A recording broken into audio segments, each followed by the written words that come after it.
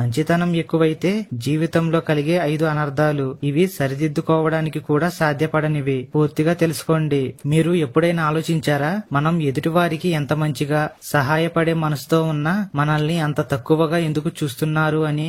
ఇది కొంతమందికి వినడానికి తప్పులాగా అనిపించవచ్చు. చిన్నప్పటి నుంచి మనం నేర్చుకున్నది ఏమిటంటే మంచిగా ఉండాలి, ప్రతి ఒక్కరికి సహాయం చేయాలి, ఎప్పుడైనా వారికి అందుబాటులో ఉండాలి అని. కానీ నిజం ఏమిటంటే మీ మంచితనానికి హద్దులు లేకపోతే అదే మంచితనం కొన్ని రోజుల తర్వాత మీ బలహీనతగా మారిపోతుంది. మీ విలువ తగ్గిపోతుంది.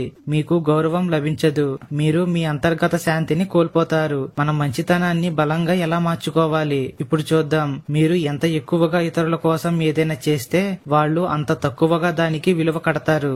మీ ధనం, సమయం త్యాగం చేసినప్పుడు, మీ పని ఆపి మరీ వారికి సహాయపడినప్పుడు అది మొదట మంచిగా కనిపిస్తుంది. కానీ ఆ తర్వాత అది వాళ్లకు అలవాటుగా మారిపోతుంది. ఇక్కడ అసలైన సమస్య ఏమిటంటే మీరు నో అనలేరు. మీరు ఎప్పుడూ ఎస్ అని చెబుతారు. మీరు మీ ఎనర్జీని ఎవరికి ఇవ్వాలో ఆలోచించరు. మీలో నిజమైన మార్పు ఎప్పుడు వస్తుంది అంటే మీరు మీ మంచితనానికి హద్దులు పెట్టినప్పుడు. ముందుగా కామెంట్ సెక్షన్ లో ఓం అని కామెంట్ చేయండి. అలాగే ఈ వీడియోకి లైక్ చేసి ఛానల్ ని సబ్స్క్రైబ్ చేసుకోండి. 1. నో చెప్పే ధైర్యం నేర్చుకో. ప్రతిసారి ఎందుకు ఎస్ చెప్పాలి? దానివల్ల నీకు వచ్చే లాభం ఏమిటి? వాళ్ల పని వాళ్ళు చేసుకోగలరు. నీ సమయాన్ని ఎందుకు వృధా చేసుకుంటున్నావు? నీకు ఇబ్బందిగా అనిపించినప్పుడు ఖచ్చితంగా నువ్వు చెప్పు. మాట పోతుంది అని ఆలోచిస్తే జీవితాంతం వారికి బానిసలా బ్రతకాలి. 2. అందరికీ నచ్చే ప్రయత్నం చేయకూడదు. నువ్వు అందరికీ నచ్చేలా కాదు, నీకు నచ్చేలా బ్రతకాలి. ఎదుటి వారి కోసం ఎప్పుడూ నటించకు. ప్రతిసారి నువ్వు అందరికీ నచ్చేలా ప్రయత్నం చేస్తే ఇతను ఏదో లాభం కోసం ఇలా నటిస్తున్నాడు అని అందరూ అనుకుంటారు. 3. ఎక్కువ మంచితనం కూడా కష్టాలు తెచ్చిపెడుతుంది. అందుబాటులో ఉన్నవాడిని ఎవరూ పెద్దగా గౌరవించరు. నీవు ఎప్పుడు అందుబాటులో ఉండేవాడివైతే వాళ్ళు నిన్ను సీరియస్ గా తీసుకోరు. మనం మంచిగా ఎదుటివారికి అన్ని వేళలా సహాయం చేస్తే అది మన బలహీనత లాగా ఎదుటివారికి కనిపిస్తుంది.